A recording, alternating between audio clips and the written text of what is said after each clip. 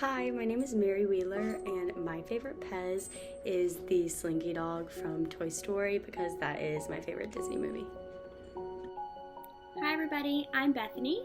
Today I chose my favorite PEZ dispenser to be the cactus because it's super cute with the sunglasses, but it's still a little bit spiky. Hey guys, my name is Emma Sullins and my favorite PEZ is the blue crayon because my favorite color is blue. Hey y'all, I'm Katie, and if I was a PEZ dispenser, I would be Nala from The Lion King because The Lion King is one of my favorite movies. Hi, my name is Kaylee Williamson, and my favorite PEZ dispenser is Poppy from Trolls because Trolls is my favorite movie. Hi, I'm Molly, and my favorite PEZ dispenser is with a cat on it because I love cats and they're my favorite animals. So, compassion fatigue is defined as stress that comes from helping or wanting to help someone who's experienced a trauma or suffering. And compassion fatigue comes in 4 different stages. So the first stage is emotional exhaustion, and this is when you get really stressed and you're feeling really burnt out all the time. You're still able to help, but emotionally you're starting to break down a little. The second stage is physical exhaustion, and this is fatigue. So you're already stressed, you're already kind of anxious, and now you're starting to be tired all the time. You might still be able to help with most things, but you are just so tired that you may not be able to help to your full capacity anymore. The third stage is mental exhaustion, and this is burnout. This is typically when you start to shut down. It gets really hard to help others because you just physically and mentally feel like you can't do it anymore. And then the fourth stage is chronic negativity, which is depression. So feeling bad because you probably can't really help as much as you used to and as much as you would like to. And it just turns into a bad cycle. So we're going to be doing a mindfulness activity. For this activity, you're going to need either a mason jar or a clear bottle of any kind. I just used a mason jar that was out of my fridge, but you can use whatever is clear and also comes with a lid. You're also going to need dish soap or soap of some kind. This isn't necessary, but it'll add to the effect of the mason jar, and then also glitter. There are also some alternative materials. If you don't have any of these things, you can also use oil, any kind of like vegetable oil, cooking oil, and food coloring. It'll also have similar. So what we're gonna do is fill up your bottle or jar with water, and then you're gonna want to add a few drops of dish soap into it. And then I'm gonna go ahead and dump some of the glitter in there. You can put as much as you would like. Okay, and I just picked 2 random colors that I had in my house. And then you're gonna pop the lid on, and then go ahead and shake it up, and that has this cool effect of you can see the glitter moving around, and as you watch it, you're going to be able to watch the glitter fall down to the bottom. And you can just shake it up throughout the day whenever, and it's a great way to just sit and watch it and kind of decompress as you watch the glitter fall. So I hope you've enjoyed that activity. It's really good to take moments for yourself to focus on your breathing and to focus on your feelings. So you can think that each one of those little specks of glitter or bubbles or beads, whatever you decided to put in that, is a separate feeling that you're feeling. You might be feeling overwhelmed, you might be feeling stressed, you might be feeling exhausted, you might be feeling super energized and happy. You had that extra shot of espresso in your coffee today.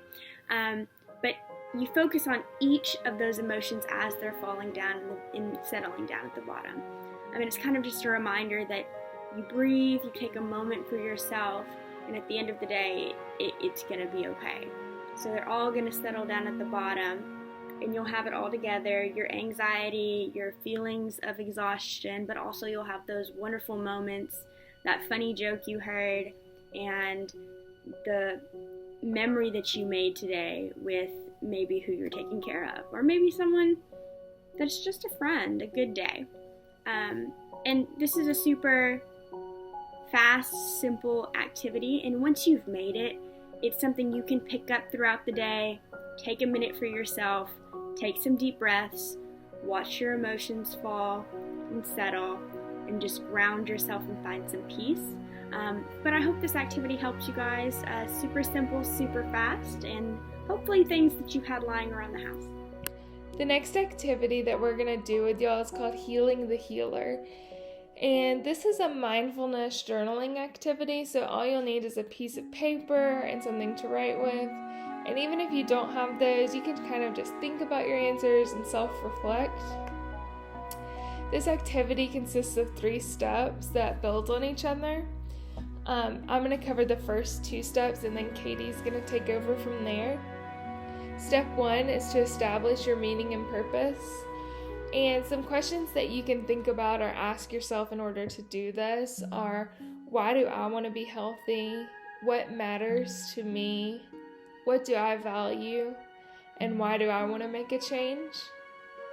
Step 2 is to start to develop a vision of where you want to go in the future. And some things you can reflect on for that are, time in your life when you felt your best, and you can describe that and just really think about it. What was different? Why was it the best time? Or you can, explore your daily activities, your energy level, family connections, special occasions, social events, work commitments, all that. And just reflect on all the things you have coming up and what you need to do in the future. Step 3 is, what do you want to do when you achieve your goal? So think about whenever you set your goal, let's say it's a year from now, what do you want to do when that happens? When you're not feeling your best, do you notice any changes to your daily routine? What don't you do? What gets cut off from your list? What do you miss or miss out on? Who are the most important people in your life? What do you like to do with them? And what do you like to do for them? With this in mind, how can you take these questions with you into the future to fill your own cup back up? I think that's the most important thing. You cannot pour from an empty cup.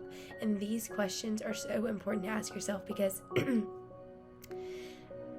instead of thinking that taking a time away to care for yourself is taking time away for your family, I think you should realize that taking time for yourself will further benefit your family. The more that you give and put for yourself will translate into what you give to your family. Pouring from an empty cup is just going to lead to more burnout, and you want to be your best self to then help others be their best self. And I think that's one of the biggest pieces of advice that anybody can take. After all the activities have been said and done, we want you guys to take a minute, sit back, and reflect on these activities that had helped with stress and mindfulness. I was going to ask you guys some questions so you could think about the activities that we did and reflect back on them. The first question I want to ask you guys is, did you feel these activities helped with mindfulness and reducing stress? Did any of these activities seem challenging to you? And if so, why? It could be because it's hard for you to relax and let go of that stress. The stress comes into your mind and it starts to get real, and you have to accept that and let it go. When you're feeling super stressed and you just need a break, you get overwhelmed, you need to sit down and find a stress reliever. And was there one activity you felt was more helpful than the other? So we also wanted to give you guys a pamphlet to send home. It gives you a few resources that you could use other than the ones we used in this video today.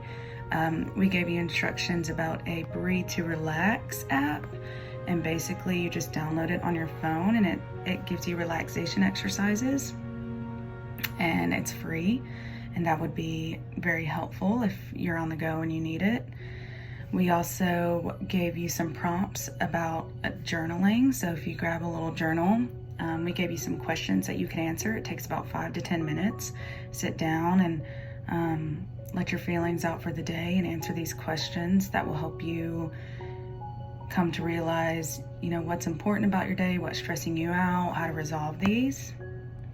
We also gave you guys some online resources that would be very helpful for you guys if you needed to look up some stuff on the internet and, find some other caregivers going through the same thing that you could relate your experiences to.